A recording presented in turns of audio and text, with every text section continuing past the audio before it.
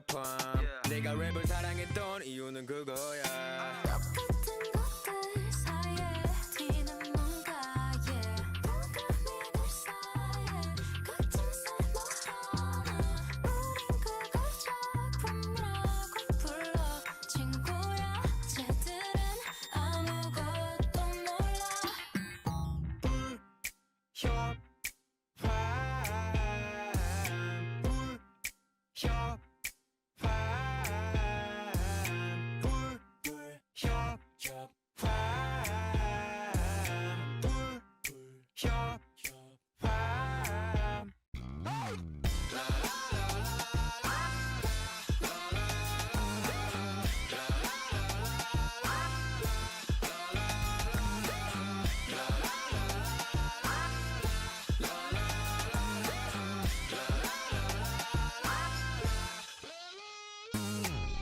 너무 급해 마음이 열릴 때까지 기다려줄래. 잠시 나한테 기대지 말길. 나는 엘리베이터 문 같지. 모두 멀어지기 시작해 점점. 나의 아이돌은 다른 시대를 살았었어. 당신은 한숨만 쉬다가 목숨을 끊었고 나는 숨을 쉬기 위해 목줄을 끊었어. 우리는 똑같이 쓸모없고 세상은 뭐같이 아름답지. 누가 나를 사랑할 수 있다 했어. 거짓말 치지만 재수 없어 당신.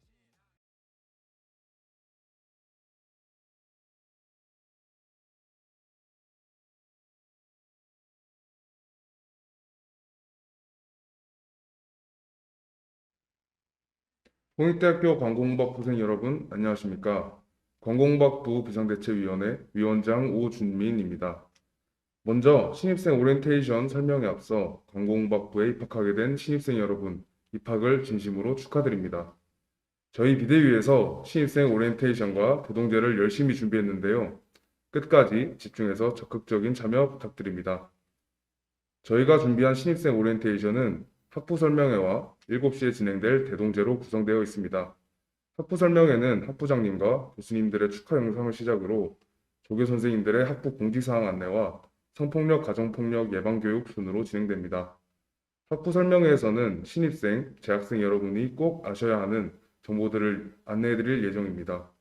설명회에서 다룬 내용을 바탕으로 퀴즈와 푸짐한 상품들을 준비했으니 7시에 진행될 대동제에서 열심히 들으시고 퀴즈에 참여해 주시길 바랍니다. 지금부터 학부 설명회 시작하겠습니다. 먼저 관공부학부 교수님과 학부장님의 신입생 입학 축하 인사가 있겠습니다.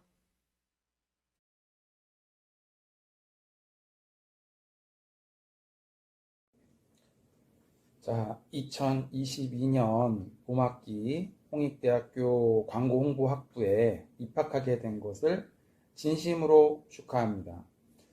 아시다시피 홍익대학교 광고홍보학부는 명실상부 대한민국 최고의 광고홍보학부 프로그램입니다.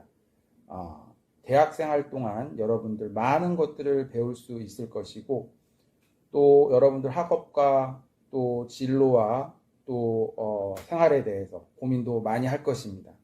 행복한 순간도 있고 즐거운 순간도 있겠지만 어렵고 또 어렵고 힘든 시간도 있을 것입니다.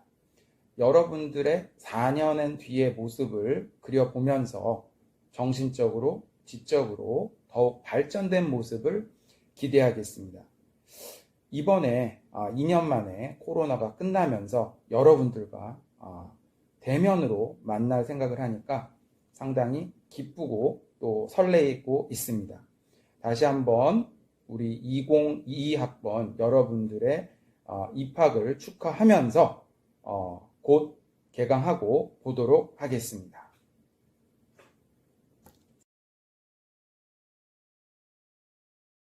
안녕하세요. 2022년도 관공부학부 입학한 모든 생애 여러분들을 진심으로 환영합니다.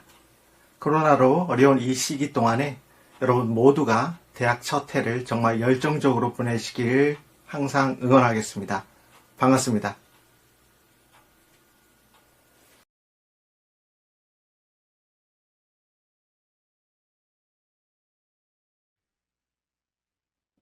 안녕하세요. 광고홍보학부장 이은선입니다.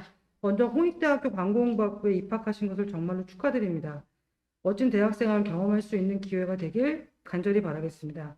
알겠지만 지난 2년간 코로나로 인해서 비대면 강의를 진행하였습니다. 이번 학기는 부분적으로 대면을 시작하게 됩니다.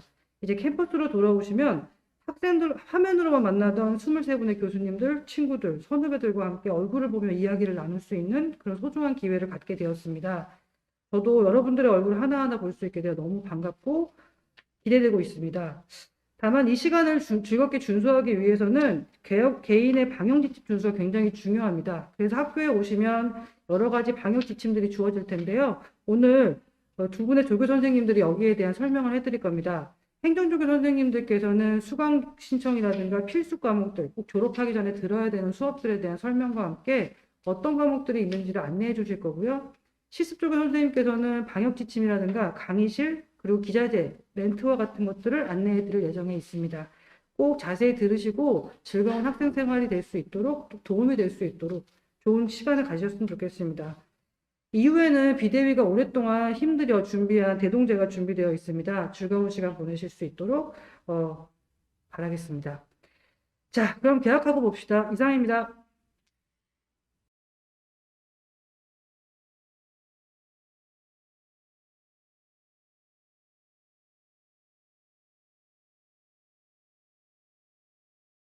다음으로는 신입생과 재학생이라면 꼭 귀를 기울이셔야 하는 학부 공지사항 안내입니다.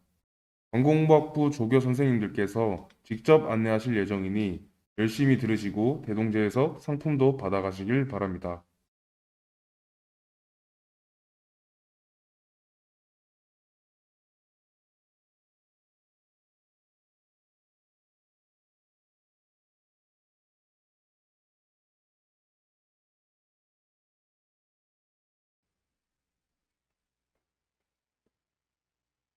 네, 관공부학부 신입생 여러분 안녕하세요. 저는 행정조교 오수연이라고 합니다. 먼저 신입생 여러분들의 입학을 진심으로 축하드립니다.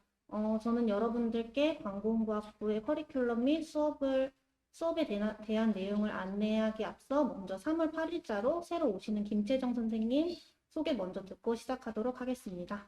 안녕하세요. 신학기부터 관공부학부 학생 모두와 앞으로 함께할 행정조교를 맡게 된 김채정이라고 합니다. 여러분 모두를 진심으로 환영합니다.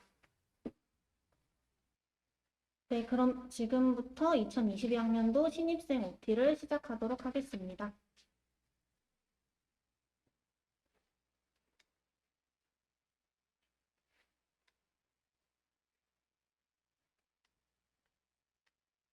먼저 첫 번째로 관공부학부 커리큘럼에 대해서 소개해 드리도록 하겠습니다. 다음 화면을 보시면 1학년, 2학년, 3학년, 4학년별로 그리고 1학기, 2학기별로 관공부학부의 전공 과목들이 소개되어 있습니다. 이 과목들은 여러분들이 천천히 읽어보시면 될 것 같습니다.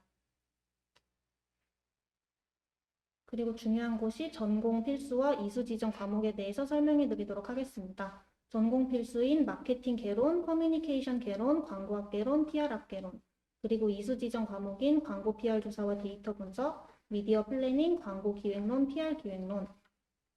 전공 필수 이 4과목과 이수 지정 과목인 이 4과목을 총 포함해서 60학점을 반드시 들으셔야 되는데 이 점 유의하시길 바라겠습니다.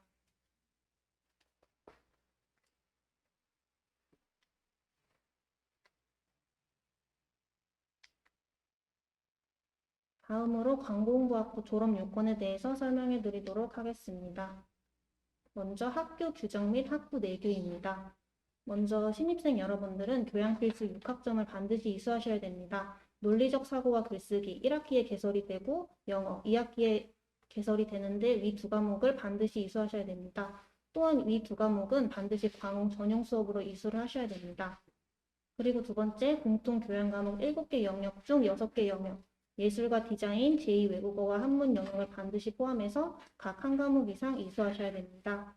그리고 세 번째 특성화 교양, 컴퓨터 프로그래밍, 디자인 띵킹, 창업과 실용 법률 중 한 과목을 반드시 이수하셔야 됩니다. 그리고 유의하셔야 할 점은 교양 필수 및 교양 선택, 즉 교양 과목은 최대 50학점까지만 인정이 되므로 이 점 유의하셔야 됩니다. 그리고 네 번째, 전공 기초영어 1, 2 중 한 과목을 반드시 이수하셔야 됩니다. 이 전공 기초 영어 역시 반드시 광공 전용 수업으로 이수하셔야 됩니다.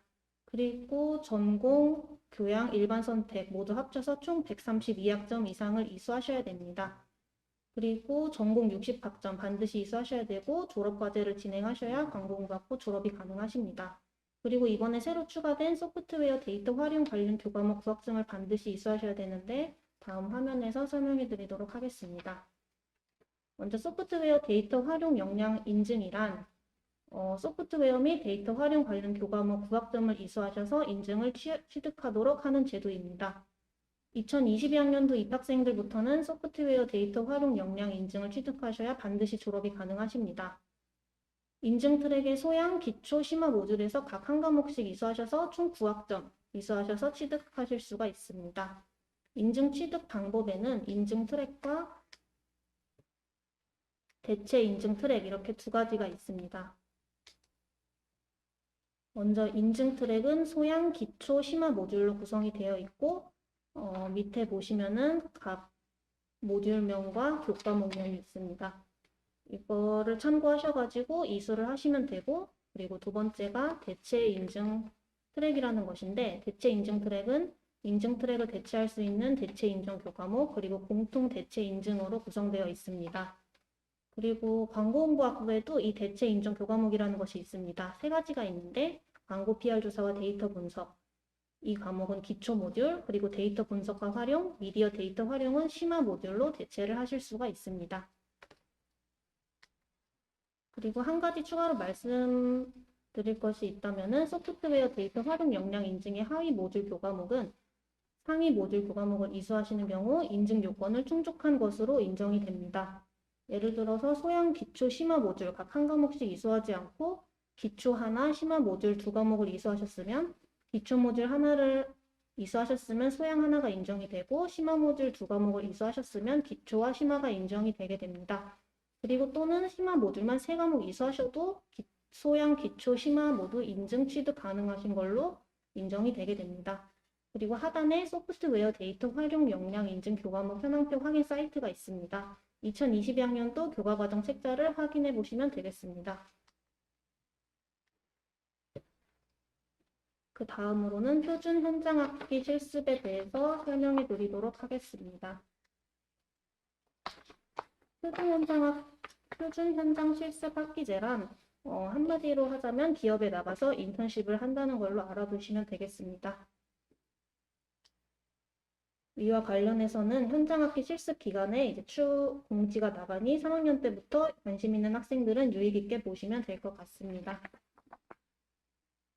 현장 실습 신청 방법은 현장 실습 온라인 시스템에서 공지를 확인하실 수 있고 학예 방학은 4월 3, 4주차, 동계 방학은 10월 3, 4주차에 공지가 나갈 예정입니다. 3학년 때부터 공지 확인해 보시면 되겠습니다. 그리고 마지막으로 수강 신청에 대한 안내를 해드리고자 합니다.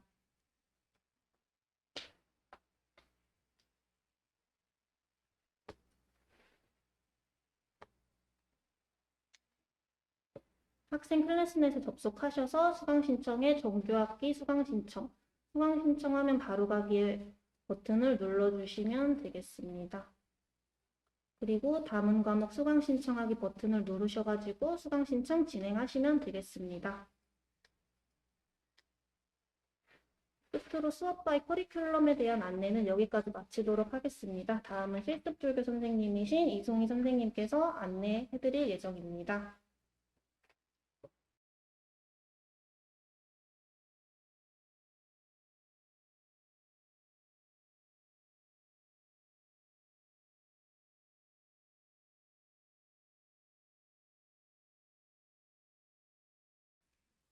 안녕하세요. 저는 경공부학부 실습조교입니다. 저는 장학금, 기자재, 강의실 등을 맡고 있고요.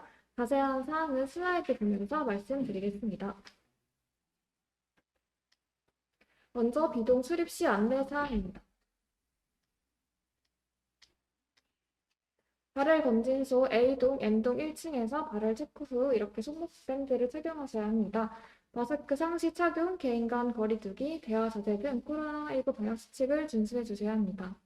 학부 사무실 운영 시간입니다. 학예에는 9시부터 17시 30분, 동계에는 9시부터 17시 운영되고 있고 점심시간 1시부터 12시부터 1시는 학부 사무실 미운영됩니다. 사무실 위치 및 번호입니다. 309와 228호 이렇게 두 군데 있고 309호에서는 장학금, 사회공과 강의실, 기자재 담당하고 있습니다. 다음은 기동 정면 사진입니다. 다음은 2층 기동 공간 도면입니다. 다음은 기동 공간 도면 3층입니다. 다음은 1층, 2층, 3층 건물 구성입니다.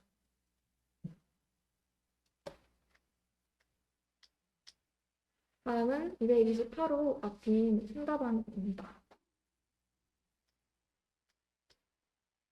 다음은 강의실 일부 사진입니다. 네, 이렇게 학교 일부를 사진으로 만나봤는데요. 지금부터는 중요한 내용을 발표할 예정이니 주의 깊게 들어주세요. 먼저 장학금 안내입니다. 신청 기간은 1학기 11월 말부터 12월 말, 2학기는 5월 중순에서 6월 중순 진행될 예정이고요. 신청 방법으로는 1차 국가 장학금을 신청한 학생 명단이 따로 제공되어 일괄적으로 국내 학비 감면 장학금 신청자로 연동 처리되는 시스템입니다. 따라서 국가 장학금을 먼저 신청을 해주셔야 합니다. 명단을 제공받아서 국내 학비 감면 장학금 7종으로 선발을 하는데요. 홍익인간, 자조, 창조, 협동, 정진 이렇게 성적 보수 장학금이 있습니다. 이 장학금을 받기 위해서는 정진을 제외하고는 필수 조건 15시간 이상을 해주셔야 합니다. 다음 한마음과 면학 장학금은 소득 분위에 따라 받을 수 있는 장학금입니다. 이 공지는 2022년도 1학기 장학금 선발 공지사항을 일부 발췌한 내용인데요. 중요한 부분만 읽어드리겠습니다. 2022년도 1학기에 휴학을 예정하는 학생도 그의 장학금을 수혜받고자 하는 경우에는 반드시 기간에 신청을 해주셔야 합니다. 그리고 전과가 허가되는 학생은 7종 선발 대상에서 제외가 됩니다. 장학생으로 선발된 학생이 등록금을 납부하고 휴학하는 경우에는 복학시까지 해당 장학금이 유지가 되지만 미등록 휴학의 경우에는 해당 장학금이 소멸이 되어서 복학 시에는 본인 부담으로 등록금 전액을 납부해야 합니다. 이외 자세한 사항은 학교 홈페이지를 참고해주세요. 그리고 아까 말했듯이 사회봉사 실적 등록 시간이 필요한데 이 부분은 뒤에서 더 자세히 공지해드리겠습니다. 이 외에 장학금은 해당 연도마다 달라질 수 있어서 추후 공지될 예정입니다. 다음은 장학금 안내 관의 기준인데요. 제출 서류에 대해서 안내해드리겠습니다. 먼저 장학금 신청서를 제출해 주셔야 되는데요. 모든 신청서에는 이름과 학번을 기입을 해주셔야 합니다. 장학금 신청서에는 봉사활동 내역, 교내 활동과 부활동 모두 적어주셔야 하고 그 다음 전산상에 등록된 봉사활동만 인정되기 때문에 클래스 내 봉사활동 내역 캡처본을 같이 제출해 주셔야 합니다. 다음은 봉사활동 실적 인정서를 내주셔야 하는데요. 교내 활동의 경우에는 클래스 내에서 출력이 가능하고 외부 활동의 경우에는 실적 증빙서와 함께 학생 봉사 및 학술문화 활동 확인서를 같이 제출해 주셔야 합니다. 단 한 활동의 경우에는 사본만 제출해 주시면 됩니다. 다음은 시간표인데요. 클래스 내에서 시간표를 캡처한 후에 전체 신청 학점이 보이도록 캡처를 해주셔야 하고 본인 전공 학점의 형광색으로 표시를 해주셔야 합니다. 전체 학점 15학점 이상, 관공부 전공 9학점 이상이야 신청하실 수 있고요. 단 7학기부터는 전체 15학점, 관공부 전공 6학점 이상 수강하셔도 신청할 수 있습니다. 더 자세한 사항은 학교 홈페이지 내규를 참고해주세요. 마지막 서류는 SDP인데요. SDP 프로그램이랑 자기주도의 대학생활 설계도로 지도교수와 진로 상담을 하는 프로그램입니다. 이는 클래스 내에서 신청할 수 있으며 장학금 서류를 제출할 때 지도교수님 답변을 받아서 제출을 하셔야만 인정이 됩니다. 역시 상단에 학번 이름 기입해 주셔야 합니다. 다음은 사회봉사활동 실적 등록 안내입니다. 학기별 사회봉사활동 실적 인정 기간이 있는데요. 1일 최대 8시간만 인정이 되고 1학기 인정 기간은 전년도 12월 1일부터 당해연도 5월 31일, 2학기 인정 기간은 당해연도 6월 1일부터 당해연도 11월 30일입니다. 사회봉사활동 실적 등록 기한 엄수해 주셔야 합니다. 1학기 실적 등록 기한은 5월 초에서 6월 중순, 2학기 실적 등록 기한은 11월 초에서 12월 중순인데 정확한 기간은 추후 안내해 드리겠습니다. 아까 1일 최대 8시간만 인정이 된다고 했는데 15시간으로 인정되는 항목은 5가지 다음과 같습니다. 다음은 실적 등록 안내입니다. 등록 방법은 증빙 서류를 학부에 제출해 주시는 건데요. 작년에는 비대면이어서 메일로 제출을 받았는데 이번 연도에도 메일로 받을 것인지에 대한 것은 추후 공지를 해드리겠습니다. 아까 말씀드렸듯이 교내 장학금 지급 시에 사회봉사 활동 실적이 적용이 되니까 장학금을 성적이 됨에도 불구하고 사회봉사 활동이 없어서 받지 못하는 경우 없게 해주세요. 그리고 주의할 점이 있다면 작년은 7시간이었지만 올해는 15시간일 거고 더 자세한 사항은 추후 공지해 드리겠습니다. 그리고 수혜받는 학기의 4학년인 학생은 봉사활동이 필요가 없음을 알려드립니다. 다음은 대여 안내인데요.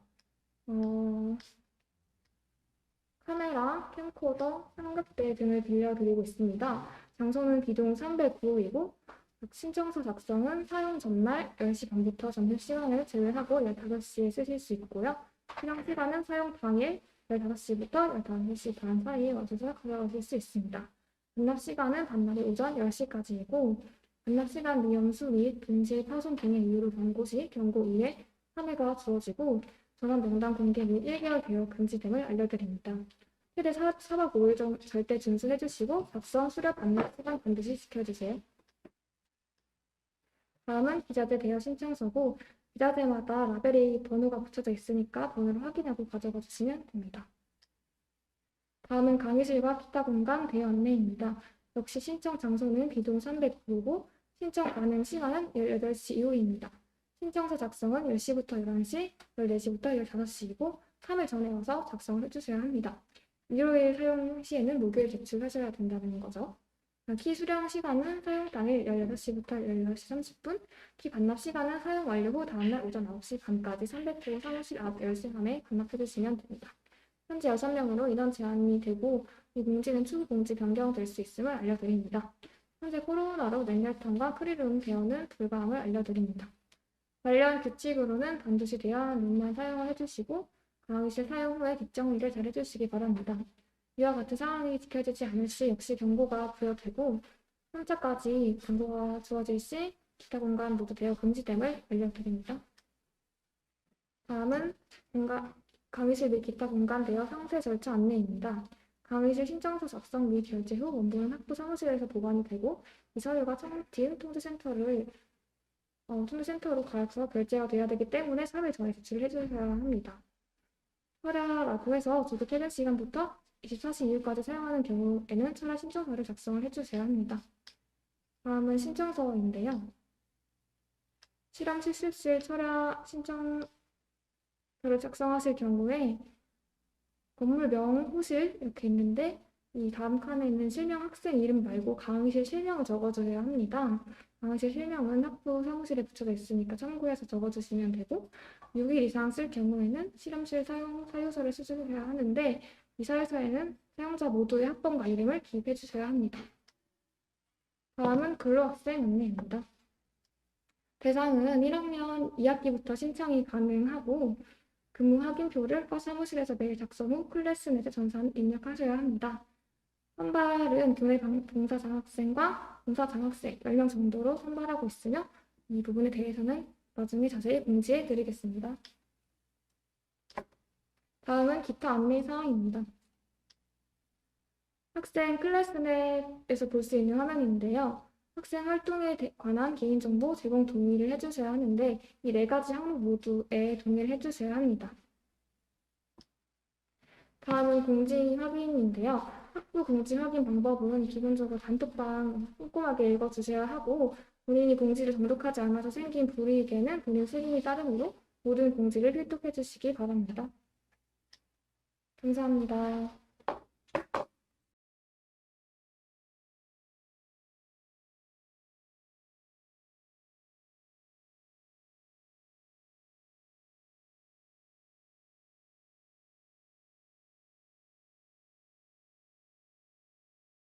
여러분, 학부 공지사항 잘 들으셨나요? 다음 차례는 성폭력, 가정폭력 예방 교육입니다. 예방 교육 영상에서도 퀴즈가 나올 예정이니 꼭 집중해서 들어주시길 바랍니다.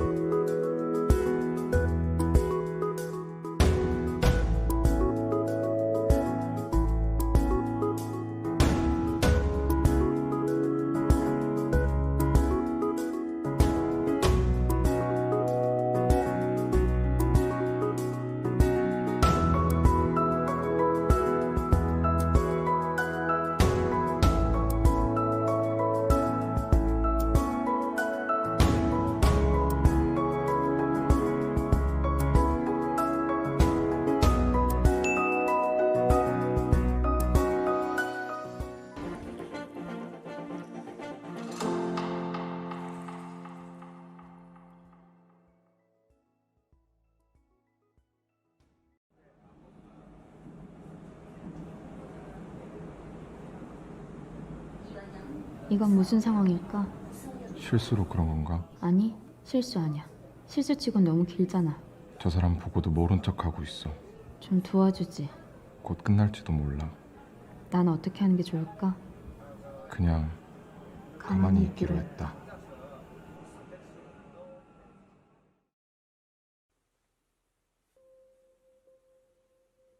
시간이 지날수록 또렷해진다. 불쾌하다. 왜 그런 일을 당한 걸까? 왜 아무 말을 하지 못했을까? 왜 하필 나였을까? 왜 아무도 도와주지 않은 걸까?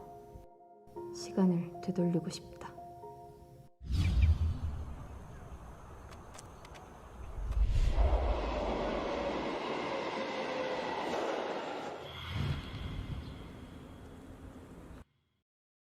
여러분, 우리 몸은 소중해요. 누구한테 함부로 보여주거나 만지게 해서는 안 돼요.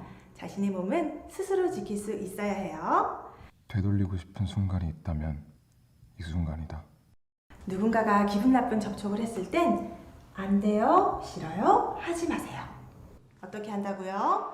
안 돼요, 싫어요, 하지 마세요. 상대에게 싫다는 의사를 확실히 밝혀야 해요. 자, 모두 같이 해볼까요? 안 돼요, 싫어요, 하지 마세요. 피해자는 늘 잘못한 게 없는데도 잘못한 사람이 된다.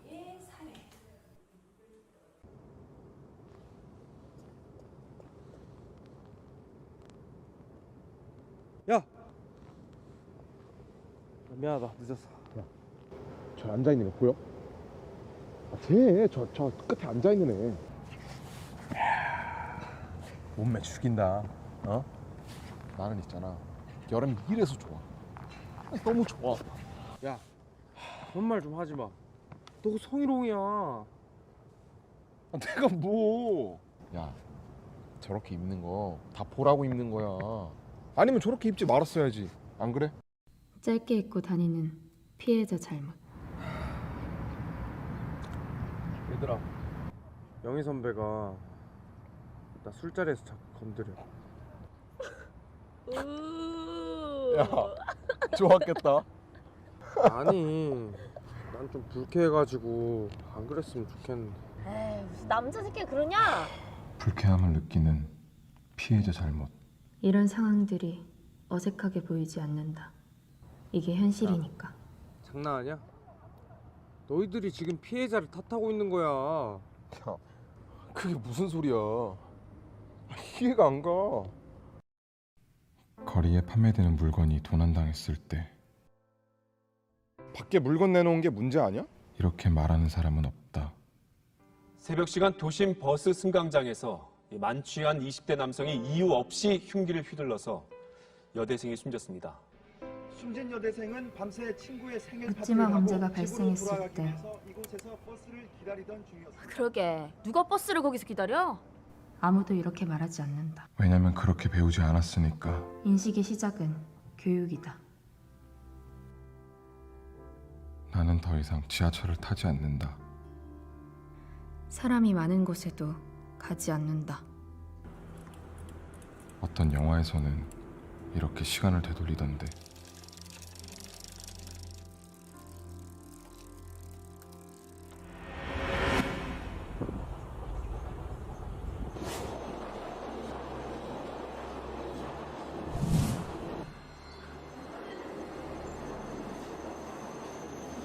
성범죄는 누구 한 명이 조심해야 할 문제가 아니에요.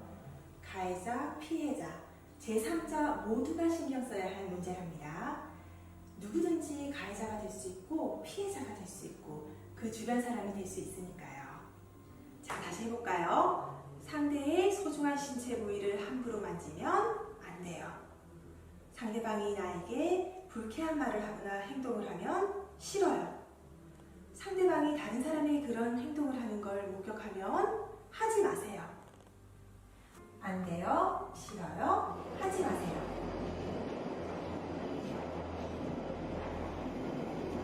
다시 지하철을 탈 수 있을까?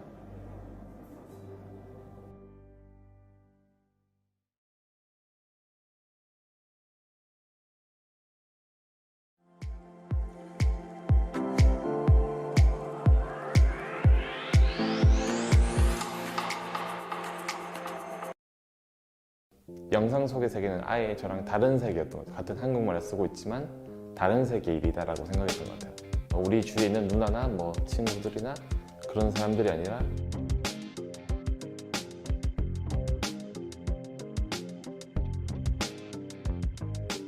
이제 19금이라는 거를 처음 접한 거는 초등학교 5학년쯤? 중1, 중2 그때쯤이었던 것 같아요.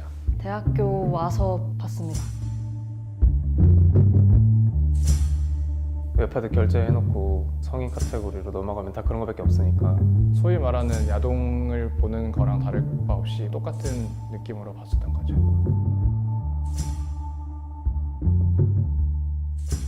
그게 유출된 거라는 상상도 못했어요. 예를 들면 뭐 영상 제목에 무슨 대학교 뭐 이름 뭐 하는 거는 자극적으로 팔아먹기 위한 거짓말이라고 생각을 했어요. 지어내는 거라고. 진짜 별 생각이 없었던 것 같아요. 이런 질문을 받기 전까지 그냥 이거를 그들과 함께 이렇게 본다는 것 자체에 대한 막 내가 죄를 짓고 있어 이런 문제의식은 한 번도. 내 인생이 저렇게 안 되려면 조심하고 살아야겠다. 경각심을 느꼈으면 느꼈지. 압축 파일이 공유가 됐어요. 거기 안에 남자친구가 찍었던 수많은 사진과 영상과 그 사람의 모든 신상이 다 나와 있는 거예요. 나왔던 초등학교, 중학교, 고등학교, 어떤 남자와 어떤 일이 있었는지 텍스트 파일로 다 정리된 걸 봤어요. 그거 보고서는 와 이거 진짜 심각한 거구나라고. 제가 굉장히 친한 친구 한 명한테 연락이 왔어요. 내가 이걸 너한테 얘기할지 말지 굉장히 고민을 많이 했는데 아무래도 얘기를 해야 될 것 같다. 무슨 일이냐고 물어보니까 내가 인터넷을 돌아다니다가 우연히 유출된 영상이랑 음성본을 들었는데 너무 너 같다. 걔가 이제 링크를 보내줘서 확인해봐 이렇게 얘기를 하는데 용기가 안 나는 거예요. 진짜 나면 어떡하지? 조회수가 높으면 어떡하지? 별별별 생각이 다 들어서 한두 시간 있다가 진정됐을 때 확인했는데 다행히 내가 아니었어. 그래서 너무 안도가 됐고 잊어버리려고 했는데 이 사람은 알고 있을까?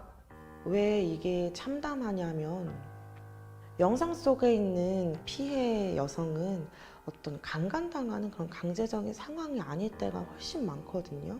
주체적으로 성을 즐기는 그런 모습이에요. 그래서 막 대단히 불행해 보이거나 고통스러워 보이는 경우는 별로 없어요.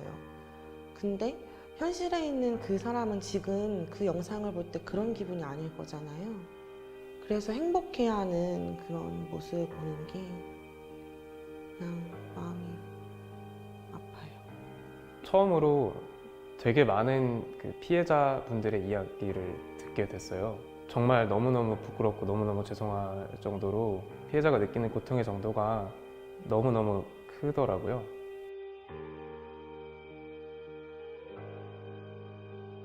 웹하드에서 내가 돈 주고 다운받는데 이것이 왜 문제냐? 라는 생각을 할 수 있겠죠. 일반 대중들이. 그것은 그런 생각을 하도록 플랫폼을 제공하는 웹하드의 문제라고 생각합니다. 내가 남에게 보여주고 싶지 않은 영상을 누군가가 계속해서 돌려보고 누구는 심지어 그걸 이용해서 돈을 내고 돈을 벌고 이런 식으로 다운받고 한다고 생각을 해보세요. 그럼 되게 싫겠죠. 불법 촬영물을 소비한다는 거는 완전 정확히 그거인 거니까.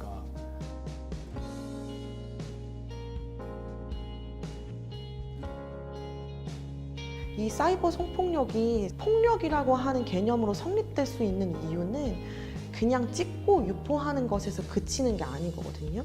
찍고 유포하고 소비하는 것까지가 하나의 가해의 한 세트란 말이죠.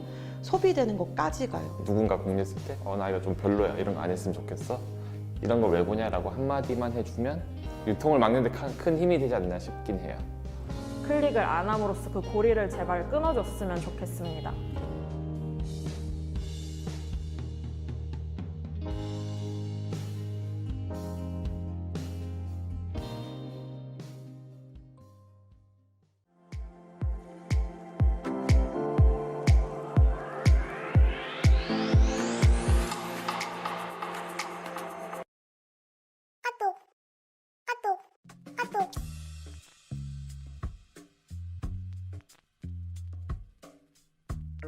술자리에서는 여자가 있어야 분위기가 살지. 라는 말이 아무렇지도 않게 발화되고 취한 척 제 허리를 만지는 그런 대학에 다니고 있습니다. 교단의 선 교수는 여자가 순결하지 않으면 못 쓴다. 남자가 이 나이 먹도록 여자 한 명 못 따먹고 뭐 했냐라는 말을 하는 대학에 다니고 있습니다. 남학생들의 단톡방 성희롱 대화 때문에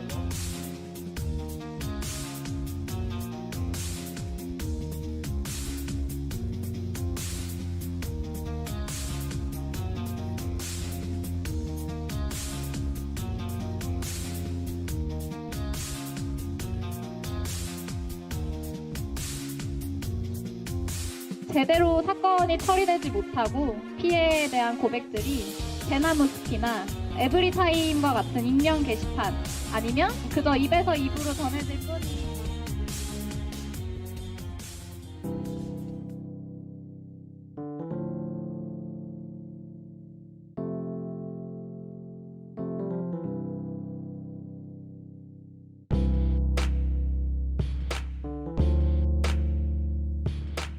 많은 사람들이 너가 원인을 제공했지 않느냐, 조용히 넘어가는 것이 모두에게 좋은 일이다 라고 많이 말해왔습니다. 모두는 과연 누구이고 그 말이 과연 무엇을 지키기 위한 말인지 우리는 다시 한번 생각해 봐야 될 것 같습니다.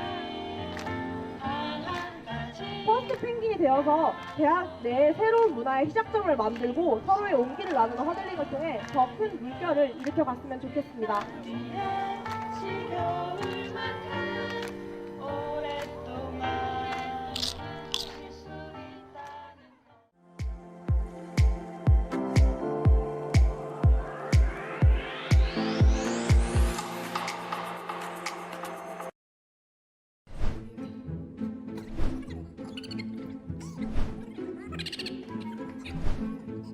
이거 나만 불편해?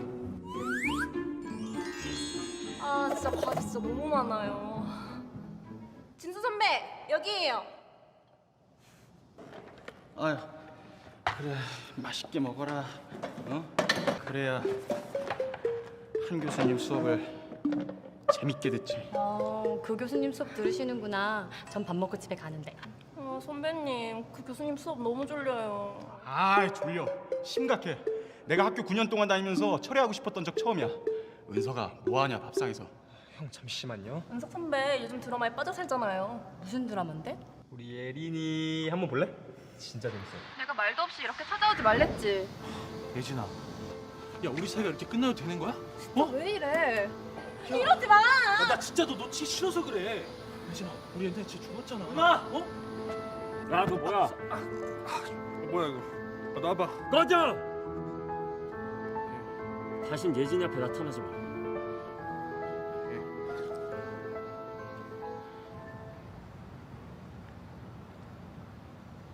혜인아, 화났어? 미안해, 나 때문에. 누나, 나 화 안 났어요. 이제 괜찮아요. 뭐야? 나만 불편해? 왜 폭력을 당한 여자가 저렇게 나약한 캐릭터를 그려지는 거지?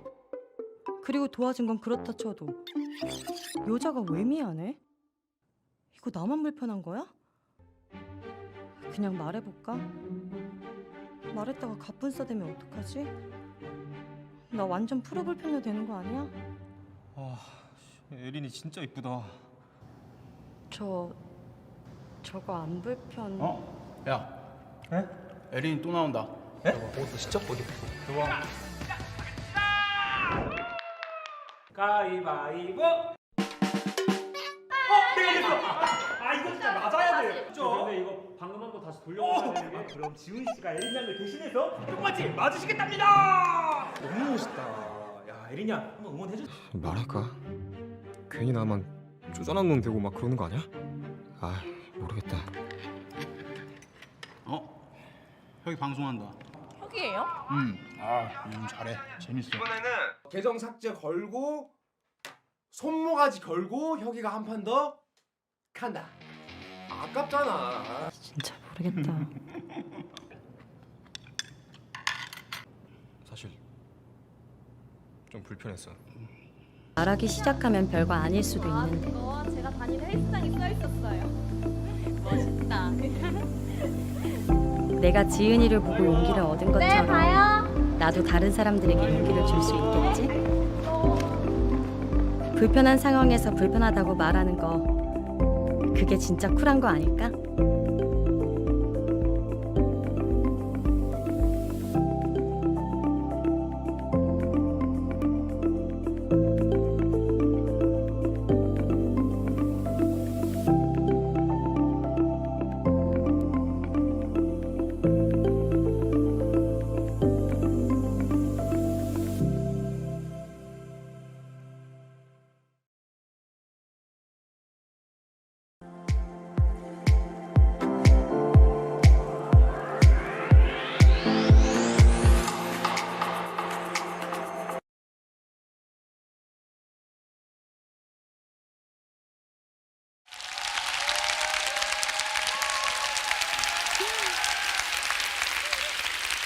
안녕하세요. 저는 대학생 김예은입니다. 제가 지금 여러분들께 카톡 대화한 장면을 보여드릴 텐데요. 과연 이 대화들은 누가 누구에게 하는 대화였을까요? 여러분들이 지금 보고 계시는 대화는 과거 저희 절친들이 저와 저희 친구들을 향해 하던 말이었습니다. 1년이 넘는 시간 동안 가해자 7명은 수많은 친구들을 상대로 언어 성폭력을 저질러 왔습니다. 심의 때문에 말할 수 없는 내용들을 포함해서 무려 A4로 1000쪽이 넘는 방대한 양을 말입니다. 저는 오늘 이런 카카오톡 언어 성폭력 사건을 공론화한 경험에 대해서 얘기하고자 합니다. 앞서 절친이라고 말씀을 드렸는데 가해자 7명은 모두 제 대학 동기들이었고 그 중에는 정말 의남매라고 할 정도로 대학 내내 붙어 다닌 친구도 있었습니다. 친하게 지냈던 사람들일수록 단톡방에서의 대화 수위는 더 강하고 그 빈도도 더 잦았더라고요. 그래서 저는 제가 이상한 사람만 고르는 렌즈를 끼고 다니나 생각을 하기도 했습니다. 사건은 작년 6월 단톡에 속해 있던 또 다른 남자하고 덕분에 공론화될 수 있었습니다. 그 친구가 제보자 역할을 해준 거죠. 제가 단톡 내용을 쭉 읽고 나니까 직접적인 성희롱 피해자만 30여 명에 다다르고 그 외에 불특정 다수까지 합하면 정말 수많은 여성들이 피해자가 되었습니다. 제가 좀 역설적인 말이지만 피해자가 그만큼 많다는 건 꽤 다행인 일이기도 했습니다. 왜냐하면 저 혼자만이 갖고 있었던 작은 분노와 용기로는 할 수 없었던 일을 할 수 있게 만들었기 때문이죠. 그래서 저희들은 이렇게 광범위한 카카오톡방 언어 성폭력 사건을 고발하는 대자보를 쓰게 되었습니다. 이 대자보의 부제는 성폭력은 어디에도 있고 어디에도 없다라는 부제였는데요. 나름대로 의미심장하게 들릴 수도 있을 것 같습니다. 왜냐하면 성범죄는 우리가 정말 일상 속에서 자주 접하는 범죄지만 그만큼 또 꽁꽁 숨겨지기 쉬운 범죄라는 특성을 갖고 있습니다. 그리고 큰 특징은 가끔 가해자, 심지어 피해자조차도 이게 성범죄다라는 인지를 못하는 경우가 있다는 점인데요. 왜 뉴스에서 자주 볼 수 있는 말 있잖아요. 뭐 귀여워서 그랬다, 딸 같아서 그랬다, 범죄일 거라 생각 못했다. 하지만 여러분, 같은 시간, 같은 장소에서 수업을 듣고 있으면서 동시에 핸드폰으로는 얘가 어떤 애 저떤 애 하는 행동들이 정말로 농담처럼 느껴지시나요? 실제로 제가 카톡방을 쭉 읽다가 이 사실을 확인했을 때는 정말 충격적이더라고요. 겉으로는 제가 아는 모습처럼 이야기하고 장난쳐놓고 동시에 핸드폰으로는 얘가 어떻고 저떻고 하는 그런 말들을 일삼았더라고요. 제가 사람 보는 눈이 없었던 게 아니라 그냥 저는 철저하게 배신당했던 겁니다. 그들의 이중적인 모습에요. 단톡방이 이런 비슷한 애들이 서로를 알아보고 그렇게 해서 만들어진 거라고 생각하실 수도 있을 것 같지만 사실은 굉장히 일상적인 목적으로 생겨난 톡방입니다. 그냥 뭐 미팅 나갈 사람을 구하고 같이 놀자 그러고 단체 사진 전송하고 이런 것들을 위해서요. 하지만 지금까지 우리 사회가 야한 농담이라면서 여겨왔던 것들을 자꾸 나누다 보니까 그 수위가 점점 높아지게 된 거죠. 실제로 이런 말들에 익숙해지고 또 이런 말에 동의를 해야만 친구들과 친하게 지낼 수 있다라는 분위기가 형성되니까 그 누구도 잘못된 대화를 멈출 생각을 하지 못했습니다. 이런 식으로 치밀해졌어요. 내가 술 먹고 실수할까 봐 미리 단톡방을 나가 있고 혹은 걸릴까 봐 서로 공모하는 식으로 점점 치밀해져 갔습니다. 사실 이렇게 성희롱에 무뎌지고 또 다른 사람에 대한 공감 능력이 없어진다는 건 꽤 무서운 일입니다. 제가 제일 처음에 이런 단톡들을 쭉 읽었을 때 정말 너무 충격적이고 역겹고 막 꿈을 꾸는 것 같았어요. 하지만 공론화를 위해서 정말 수십 번에 걸쳐서 같은 내용을 읽고 나니까 그냥 피해자인 저조차도 저런 내용들에 되게 담담해지더라고요. 피해자도 이렇게 변하는데 말하는 사람이라면 얼마나 더 쉽게 성희롱에 무뎌질지는 여러분들도 쉽게 상상할 수 있을 거라 생각합니다. 지금까지는 단톡이라는 특수한 배경에 한정해서 이야기를 했는데요. 이 단톡을 사회로 넓힌다고 해서 제가 겪은 이야기가 크게 달라지지는 않습니다. 우선 온라인에서는 아까 말씀드린 것처럼 농담이네, 사생활 침해네, 표현의 자유네 하는 그런 2차 가해에 해당하는 말들이 정말 많았고요. 심지어 한 경찰분은 피해자와 1대1로 대면한 상태에서 저런 거에 모욕감이 들어요? 를 시작으로 하는 정말 긴 훈계를 하시기도 했습니다. 또 학교에 아무 실효성 없는 징계에 분노하면서 항의 전화를 했더니 우리끼리 그렇게 정한 거고 그 자세한 이유까지 내가 알려줄 이유가 없다 라면서 저한테 굉장히 짜증낸 담당자의 목소리가 저는 아직도 생생합니다. 그 외에도 야 우리도 운이 좋았어 라고 말하던 남자 동기들도 있었고요. 바로 옆에 서 있던 제가 피해자인 줄은 모른 채 아무 말이나 툭 내뱉던 이름 모를 학생도 있었습니다. 이처럼 본인들은 가해자들과 똑같이 폭력적 분위기에 익숙해져 버렸다는 걸 과연 알고는 있을까요? 사실 이곳에 계신 저와 여러분도 이런 익숙함에서부터 자유로울 순 없습니다. 왜냐하면 우린 단 한 번도 폭력이 사라진 사회에서 산 적이 없기 때문이죠. 그게 바로 우리가 성범죄 뉴스를 듣고 그저 가해자를 손가락질하는 것에서 그쳐선 안 되는 이유입니다. 비록 어린 시절부터 우린 폭력이 나쁜 거고 약한 사람을 괴롭히면 안 된다고 배우지만 구체적으로 어떤 말과 행동이 폭력인지까지는 다 배우지 못했습니다. 무엇보다도 우린 가부장적 사회에서 배운 낡은 생각을 갖고 살면서도 우린 그렇게 살고 있다는 사실조차 잘 자각하지 못합니다. 돌이켜봅시다. 우린 오늘도 늘 그랬던 것처럼 말하고 행동하며 하루를 보냈지 않았나요? 그래서 저는 여러분과 약속하고 싶습니다. 더 불편해지고 더 용기 내자고요. 사실 우리가 당연하게 여기고 행동해왔던 것들이 보이지 않는 특권의 결과일 수 있음을 우린 잘 잊어버립니다. 우리가 가지고 있는 이 특권과 또 동시에 존재하고 있는 우리의 약자성에 대해서 우린 더 공부하고 더 신중해져야만 합니다. 몰랐다는 건 변명거리가 될 수 없으니까요. 만약에 나와 저 상대의 정체성, 이런 특권과 약자성에 대해서 다 이해하지 못했다면 적어도 내가 말을 조심해야겠다라는 그 정도의 경각심은 가지고 있어야만 합니다. 마지막으로 이 대화를 친구들에게 알려준 단톡 제보자를 떠올려 봅시다. 그냥 친구들과 친하게 지내는 평범한 남학생일 수도 있었던 그 사람이 어떻게 용기를 낼 수 있었을까요? 그건 바로 그 사람이 그 단톡의 분위기에 무뎌지지 않았기 때문입니다. 그렇기 때문에 그는 잘못된 분위기를 그저 침묵으로 방관하지 않을 수 있었죠. 만약 우리가 그 사람을 보고 유난 떤다며 왜 그러냐며 그냥 넘어가라 했다면 지금도 이 단톡을 비롯한 수많은 단톡이 똑같은 대화를 계속 나누고 있을지도 모를 일입니다. 이처럼 한 사람의 자각과 용기로 세상은 조금 더 나은 공간으로 바뀔 수 있습니다. 우리는 다른 사람의 행동을 멈추고 더 나아가 변화시킬 수 있는 힘을 가지고 있는 존재니까요. 여러분, 세상을 바꾸는 데는 무엇이 또 필요할까요? 저는 저나 여러분처럼 자각과 용기를 가진 아닌 건 아닌 거지 라고 말할 줄 아는 사람들의 연대면 충분하다고 생각합니다. 세상은 누군가가 바꿔주는 공간이 아닌 우리가 바꿔나가는 공간이니까요. 네, 들어주셔서 감사합니다.